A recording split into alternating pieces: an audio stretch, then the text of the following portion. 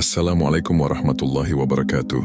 Saudaraku, pernahkah engkau merasa hidup ini begitu sempit? Ketika dompet mulai menipis, kebutuhan datang silih berganti, sementara harapan terasa makin menjauh. Lalu bisikan kecil muncul di hati, sudahlah pinjam dulu saja, nanti juga bisa dibayar. Begitulah awalnya, sebuah niat sederhana yang terlihat sepele, namun bisa menjadi awal dari beban panjang yang tak terlihat. Tahukah engkau bahwa hutang bukan sekadar urusan dunia, ini adalah tanggung jawab yang menempel sampai akhirat. Rasulullah bersabda, jiwa seorang mukmin tergantung oleh hutangnya sampai hutang itu dilunasi. HR Tirmidzi. Bayangkan saudaraku, seseorang bisa rajin beribadah, banyak sedekah, bahkan dikenal baik oleh manusia, tapi selama hutangnya belum lunas, jiwanya belum benar-benar tenang. Sungguh, hutang itu menahan seseorang dari kedamaian yang hakiki. Banyak orang terjerat hutang bukan karena malas, bukan pula karena jahat, tapi karena meremehkan akibatnya. Mereka berpikir, cuma sedikit, nanti juga lunas. Namun dari sedikit menjadi banyak, dari ringan menjadi beban, dan dari tenang menjadi gelisah setiap malam. Saudaraku, ingatlah, setiap rupiah yang dipinjam adalah janji, dan setiap janji yang belum ditepati adalah beban di sisi Allah. Bukan hanya menekan dompet, tapi juga menyiksa hati dan menunda keberkahan. Maka sebelum tanganmu menandatangani pinjaman, sebelum lidahmu mengucap, nanti ku bayar, berhentilah sejenak, tarik napas dan renungkan.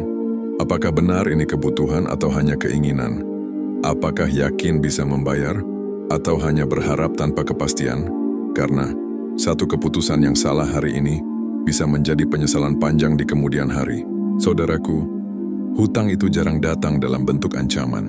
Ia datang dengan wajah yang lembut, tampak menolong bahkan tampak logis. Saat engkau kesulitan, ada yang menawarkan bantuan. Tenang saja, nanti kalau sudah gajian balikin ya. Kedengarannya ringan, bukan? Tapi disitulah ujian hati sebenarnya dimulai. Awalnya engkau merasa lega, masalah hari ini selesai. Namun tak lama datang kebutuhan baru, dan tanpa sadar engkau berkata dalam hati, pinjam lagi sebentar, nanti juga bisa dibayar. Begitulah setan membisikkan rasa nyaman dalam ketergantungan. Padahal setiap pinjaman adalah tali yang mengikat. Sedikit demi sedikit tali itu menjerat kuat, hingga suatu hari engkau tersadar. Bebanmu sudah terlalu berat untuk dilepaskan. Rasulullah bersabda, hati-hatilah terhadap hutang, karena sesungguhnya hutang itu membawa kesedihan di malam hari dan kehinaan di siang hari. HR Al-Baihaqi. Renungkan itu, saudaraku. Hutang membuat seseorang tak lagi bebas. Ia berpikir siang malam tentang cara membayar. Ia khawatir bertemu orang yang ia pinjami. Ia gelisah setiap kali ada pesan masuk atau panggilan tak terjawab. Dan disitulah ketenangan mulai hilang. Bukan karena uang yang kurang, tapi karena hati yang sudah terikat oleh janji yang tertunda. Saudaraku, ketika engkau mulai merasa tergoda untuk berhutang, ingatlah satu hal, setiap rupiah yang tidak kau miliki hari ini, bukan berarti Allah menzalimimu. Mungkin Allah hanya ingin mengajarkan kesabaran dan menjaga agar engkau tidak hidup dalam beban yang lebih berat. Jangan biarkan godaan kecil berubah menjadi jeratan besar, sebab hutang yang terlihat ringan di awal seringkali menjadi beban yang sulit kau pikul di akhir. Saudaraku, pernahkah engkau merasa hidupmu bekerja keras tapi hasilnya seperti menguap begitu saja? Gaji datang, tapi cepat habis. Rezeki ada, tapi tak pernah cukup. Hati gelisah, pikiran tak tenang. Pernahkah engkau bertanya, kenapa ya? Apa yang salah? Seringkali jawabannya ada pada hutang yang belum terselesaikan. Bukan karena Allah tidak memberkahi rezekimu, tapi karena berkah itu perlahan hilang akibat janji yang belum ditunaikan. Hutang itu seperti lubang kecil di perahu rezeki. Kau terus mendayung, tapi air masuk sedikit demi sedikit hingga akhirnya perahu itu perlahan tenggelam. Dan yang lebih menyedihkan, kadang seseorang berhutang bukan untuk kebutuhan penting, tapi hanya untuk mengejar gaya hidup. Beli barang yang belum mampu, meniru orang lain demi gengsi, dan akhirnya terjebak dalam lingkaran yang menyesakkan. Saudaraku, ketika berkah hilang, hidup jadi serba sempit. Bukan karena kurang uang, tapi karena hilangnya ketenangan dari dalam hati. Rasulullah pernah berdoa, ya Allah, aku berlindung kepadamu dari dosa dan beban hutang. Sahabat bertanya, ya Rasulullah, mengapa engkau sering memohon perlindungan dari hutang? Beliau menjawab, karena seseorang yang berhutang jika berbicara ia akan berdusta, dan jika berjanji ia akan mengingkari. HR Bukhari dan Muslim. Subhanallah, begitu dalam maknanya saudaraku. Hutang bukan hanya soal uang, tapi juga soal kejujuran, tanggung jawab, dan keikhlasan hati. Maka jika engkau merasa hidupmu berat, jangan hanya memohon tambahan rezeki, tapi mohon juga agar Allah menghapus beban hutangmu dan mengembalikan berkah yang hilang. Karena sesungguhnya, hidup yang berkah bukan diukur dari seberapa banyak yang kita miliki, tapi seberapa tenang hati kita menjalaninya. Saudaraku yang dirahmati Allah, pernahkah engkau berpikir bahwa hutang yang kau anggap ringan hari ini bisa menjadi beban yang berat di hadapan Allah kelak? Di dunia mungkin engkau bisa beralasan, belum sempat bayar sedang kesulitan, nanti kalau sudah ada rezeki. Namun di akhirat, tak ada lagi alasan, karena di sana setiap janji akan dimintai pertanggungjawaban. Rasulullah bersabda, semua dosa orang yang mati syahid akan diampuni kecuali hutang. HR Muslim. Subhanallah, bahkan seorang syahid yang gugur di medan perang dengan darahnya, pengorbanannya, dan keberaniannya, masih belum bebas dari tanggungan hutang. Begitu besar kedudukan hutang di sisi Allah. Saudaraku, hutang bukan sekadar catatan di kertas, tetapi janji antara dua hati yang akan disaksikan oleh Allah. Jika engkau berhutang dengan niat ingin melunasi, maka Allah akan menolongmu. Namun jika engkau berhutang dengan kelalaian, Allah akan membiarkanmu dalam kesempitan. Rasulullah juga bersabda, barang siapa berhutang dengan niat tidak akan membayar, maka ia akan bertemu Allah dalam keadaan sebagai pencuri. HR Ibnu Majah. Bayangkan saudaraku, betapa berat hukuman bagi orang yang meremehkan hutang.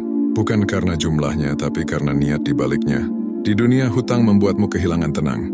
Di akhirat hutang bisa menghalangi langkah menuju surga. Dan yang lebih menakutkan, amal kebaikanmu bisa dibayar untuk melunasi hutangmu kepada orang lain. Maka jangan tunggu esok untuk menunaikan janji, karena waktu tak selalu berpihak. Hari ini engkau masih bisa bernafas, masih bisa meminta maaf, masih bisa melunasi. Tapi siapa yang menjamin hari esok masih ada? Saudaraku, ingatlah, hidup tanpa hutang mungkin terasa sederhana, tapi hati yang bebas dari tanggungan adalah kekayaan yang sejati. Saudaraku yang sedang diuji dengan hutang, jangan putus asa, jangan merasa Allah telah meninggalkanmu. Karena sesungguhnya, setiap ujian adalah panggilan lembut dari Allah, agar kita kembali, agar kita sadar bahwa hanya Dialah satu-satunya tempat bergantung. Hutang memang berat, tapi Allah tidak akan membiarkan hamba-Nya terpuruk selamanya. Selama ada tekad untuk berubah, selama ada niat tulus untuk melunasi, pasti ada jalan keluar. Rasulullah bersabda, Budi, barang siapa mengambil harta orang lain dengan niat ingin melunasinya, maka Allah akan menolongnya. HR Bukhari. Lihatlah janji Allah itu, saudaraku. Bukan niat berhutangnya yang dilihat, tapi niat untuk melunasi.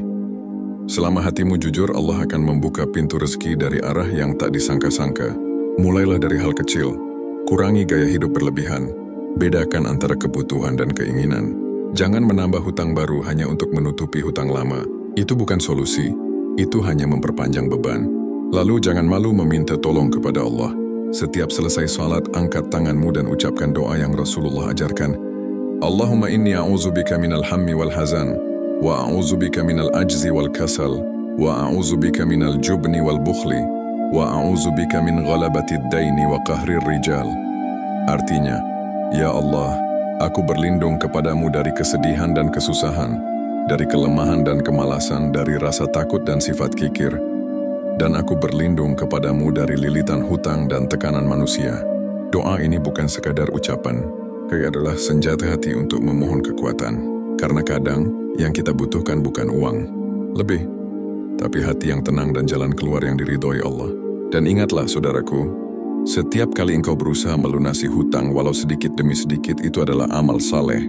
Allah melihat perjuanganmu, dan setiap langkahmu menuju pelunasan adalah langkah menuju kebebasan dan keberkahan hidup.